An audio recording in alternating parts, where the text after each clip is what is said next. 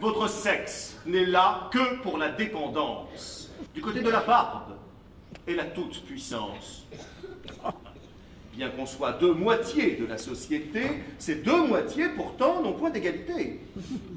L'une est moitié suprême. Et l'autre, subalterne. Moi, c'est Jean-Adrien. Je suis cascadeur et comédien. Et moi, c'est Nicolas Rigas. Je suis à la fois metteur en scène, chanteur d'opéra et comédien. Et donc voilà, je joue le rôle d'Arnolphe dans l'École des femmes. L'idée m'est venue de remonter l'École des femmes parce que je trouve cette œuvre extrêmement moderne, mais finalement comme toutes les œuvres de Molière, et elle parle vraiment de notre humanité, du rapport des hommes et des femmes, du cocuage, enfin. Et je me suis dit, il faut le monter. Et j'ai senti ça avant l'affaire Weinstein, juste avant, 1 an avant. Et bien m'en a pris parce qu'effectivement, j'étais en plein dedans. J'ai voulu allier les contes d'Offenbach avec l'École des femmes de Molière parce que, donc, comme je vous ai dit, je suis aussi chanteur lyrique, donc chanteur d'opéra, et j'ai chanté les 4 diables des contes d'Hoffmann. Donc je connais bien l'œuvre. Et je me suis rendu compte qu'il y avait un parallèle entre les 4 diables des contes d'Hoffmann et le personnage d'Arnolphe, avec leur jalousie, leur envie de détruire le couple d'amoureux. Et donc, le personnage d'Arnolphe fait exactement la même chose. Et puis, dans les contes d'Hoffmann, il y a également une femme qui s'appelle Stella et qui est représentée en 3 femmes. D'abord Olympia, la poupée, puis après Antonia, la femme romantique, et Giulietta, la femme libérée. Et bien, pour moi, c'est le parcours initiatique qu'a la jeune Agnès dans l'École des femmes, parce qu'elle passe d'abord de la poupée, un peu niaise, qui pense que les enfants sont faits par l'oreille, puis après de la femme romantique, qui pense à son chéri et qui ne peut pas le voir et qui est enfermé dans la maison par ce vieux barbon d'Arnolphe. Et puis, la femme libérée, quand elle décide grâce à l'amour, de détruire ses chaînes et de retrouver son amoureux. Donc, pour moi, il y a vrai parallèle entre les 2 œuvres. Et preuve en est, là, le public le dit, ils disent constamment, mais c'est Molière qui a écrit le texte d'Offenbach, et ça pour moi c'est gagné. Il n'est rien de plus faible, de plus imbécile.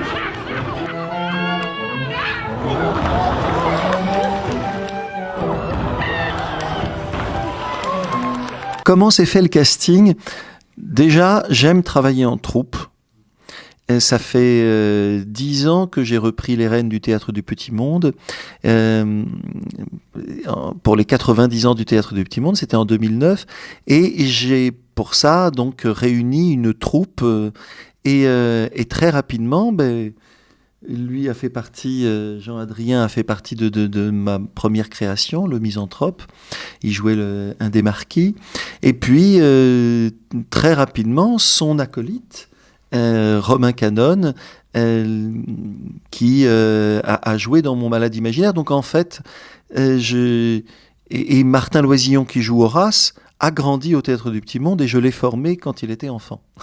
Et maintenant, il a fait le conservatoire et une conservatoire national, il tourne beaucoup. Et donc voilà, si j'ai gardé ma troupe finalement originelle.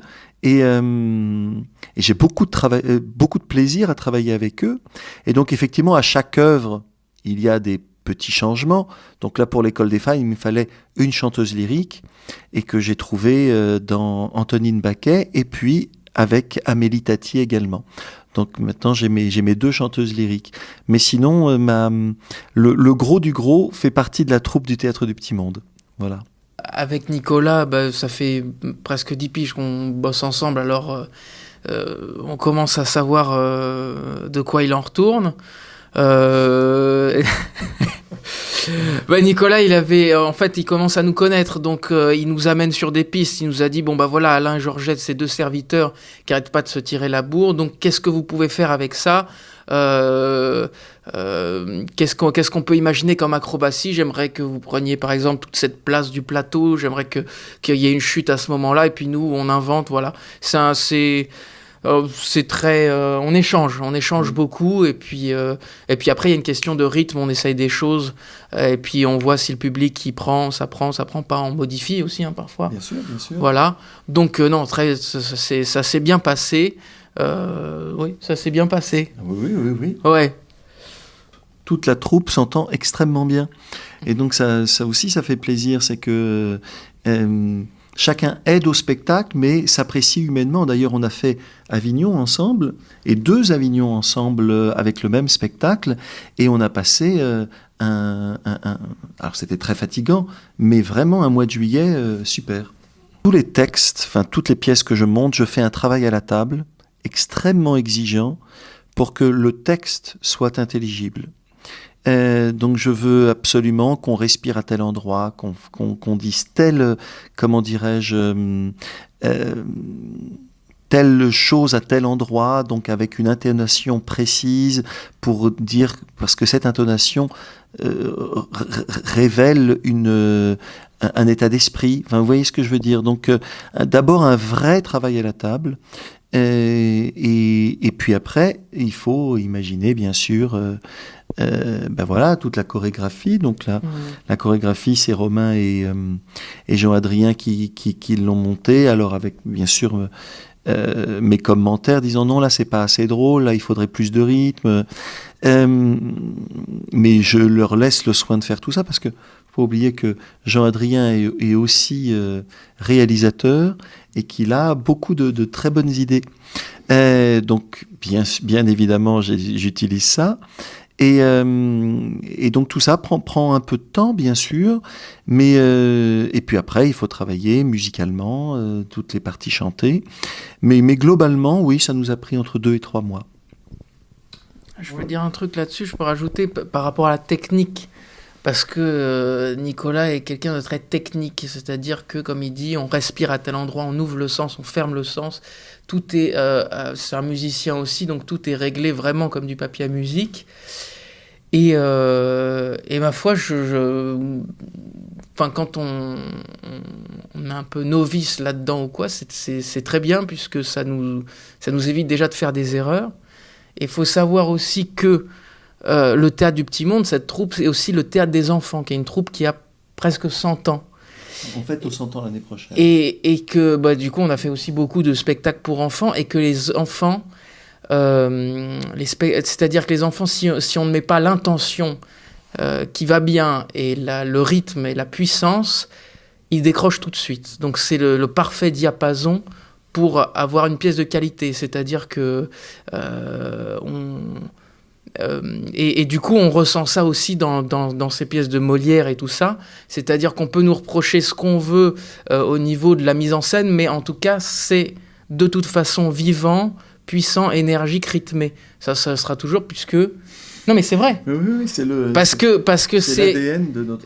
À la base, c'est aussi des spectacles pour les mômes, et que les mômes ne pardonnent pas dans le public. Donc, Nicolas part du principe qu'il a affaire à des gamins, quoi qu'il arrive. Donc, il faut que tout le monde perçoive le sens de Molière, quoi. Le plus beau compliment qu'on m'ait fait avec l'école des femmes, là, c'est une maman avec sa fille de 6 ans qui est venue me voir. Pourtant, l'école des femmes, c'est vraiment un texte pour adultes, en vers. Et elle me présente sa fille de 6 ans et elle me dit, elle a 6 ans, voici votre plus grande fan. Et je vous avoue que pour moi, c'était gagné. C'est Agnès qu'on appelle. Oh, je crève. Bouillir avec le diable en toute éternité.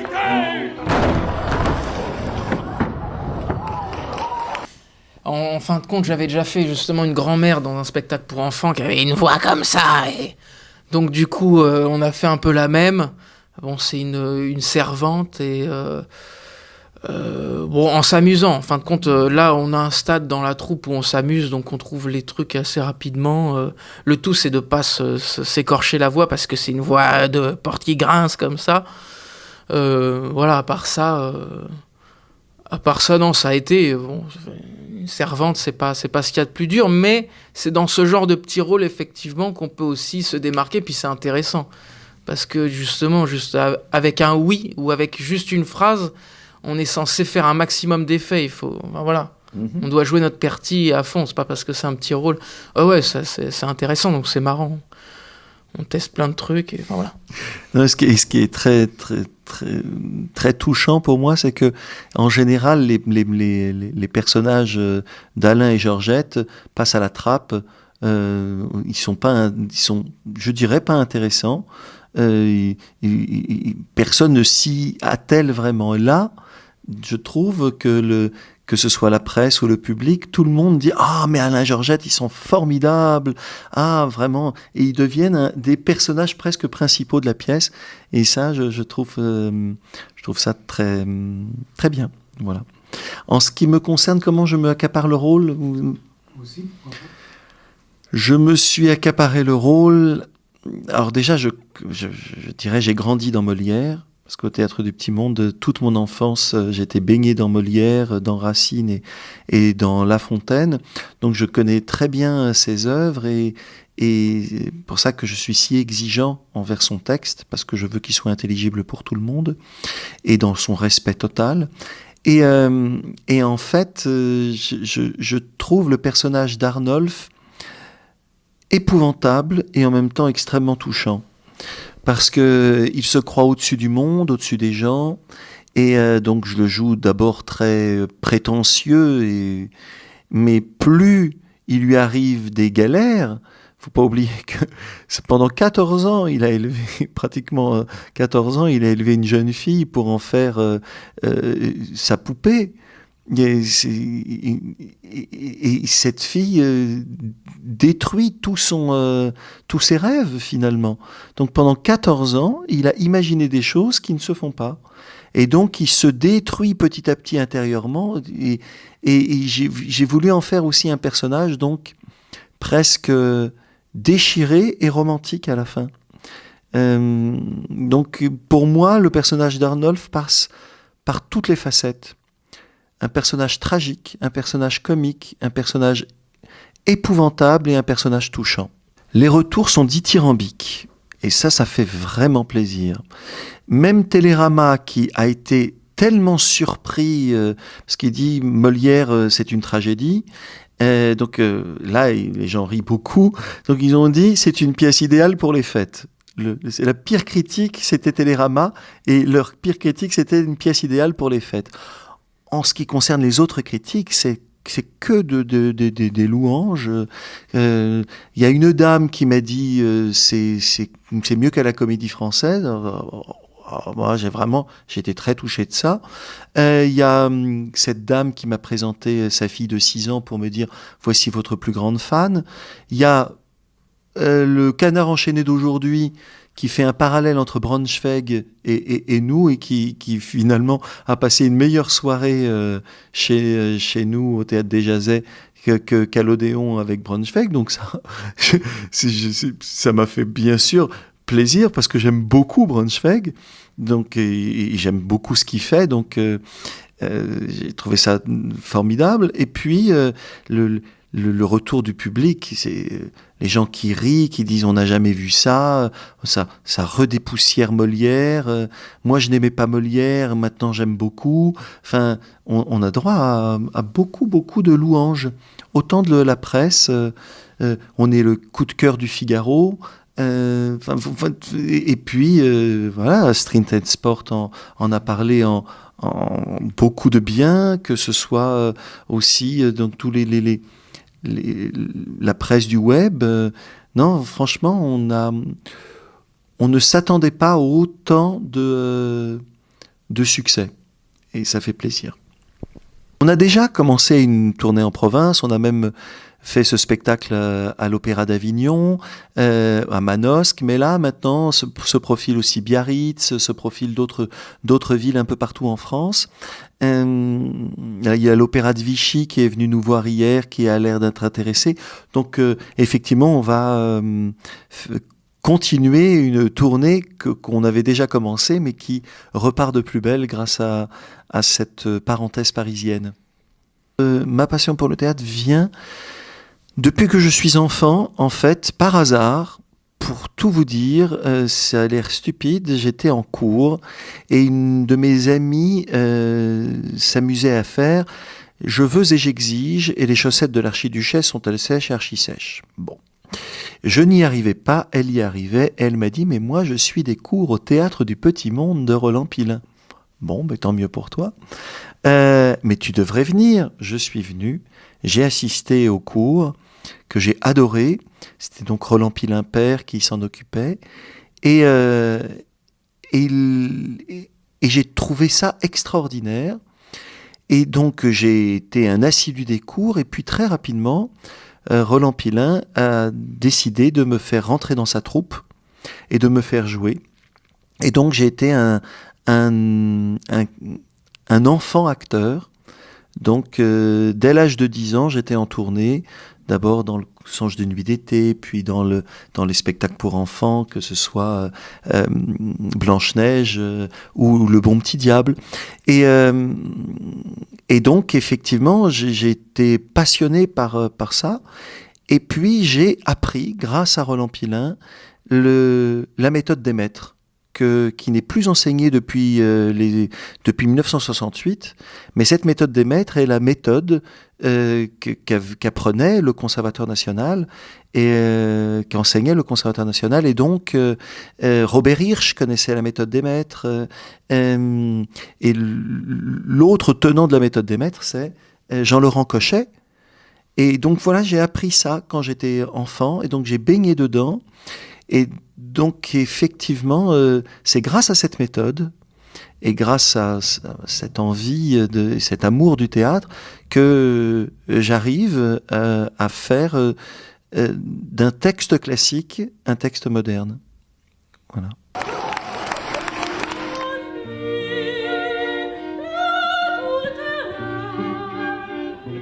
Mais je voulais apprendre s'il ne vous a rien fait que vous baisez les bras.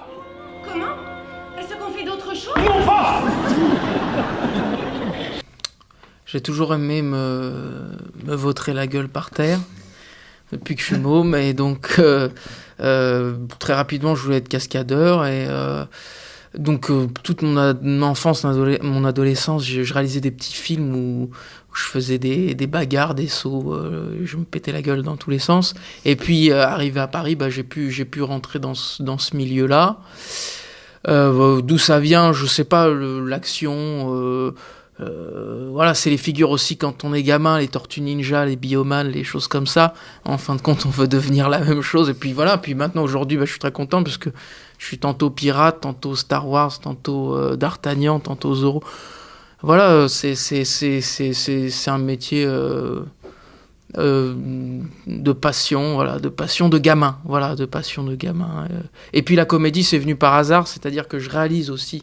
Voilà, ma deuxième passion, c'est aussi je réalise des films, et j'ai voulu, je crois vers 19-20 piges, intégrer une troupe de théâtre, faire un petit rôle en tant que cascadeur pour voir comment on dirigeait les acteurs. Et finalement, au lieu de faire un petit rôle, j'ai fait un rôle plutôt important. Et puis, de fil en aiguille, j'ai continué à faire le métier de comédien. Je n'avais pas spécialement demandé, mais du coup, c'est passionnant. Puis, ça apporte plein de choses, évidemment. Donc, je prends ce qu'il y a à prendre. Voilà. Après l'école des femmes, et en parallèle avec l'école des femmes, donc là, je monte La vie parisienne d'Offenbach pour les 100 ans du Théâtre du Petit Monde, et ça correspond également aux 200 ans d'Offenbach. Donc ça tombe bien. Et donc c'est l'année prochaine que je crée donc ça aux Grandes Écuries du Château de Versailles. Et puis après, en tournée, et on espère le jouer à Paris en décembre prochain. Puis également, après j'ai d'autres projets en tant que chanteur d'opéra. Je vais chanter Germont dans la Traviata à l'Opéra de Croatie. Et puis je vais également chanter les Saltimbanques à l'Opéra d'Avignon. Donc lourde année, et année très chargée 2019. Alors moi j'ai réalisé une série formidable série, extrêmement drôle. Voilà, c'est l'histoire de deux vieux monsieur qui ont presque 100 ans, qui se retrouvent dans leur peau de jeune homme. Et donc, ils vont essayer de réintégrer la société avec des gars de 20-25 piges, mais ils ont 100 ans dans leur tête, ils ont fait la Seconde Guerre mondiale, tout ça. Et donc voilà, c'est une série comique, sociale, voilà.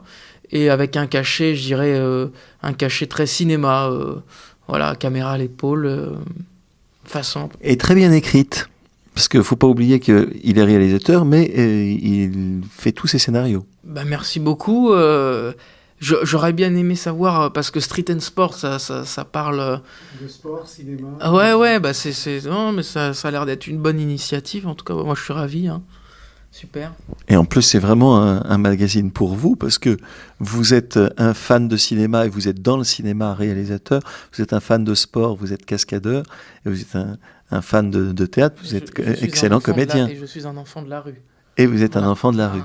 Donc franchement... vous avez tout pour vous. Et ce magazine est fait pour vous. Alors, merci Street and Sport, effectivement, parce que je trouve que c'est une très bonne initiative de faire ce que vous faites et de faire des interviews. Ça, c'est vraiment très, très bon pour votre public et pour le nôtre. Voilà. Merci à vous.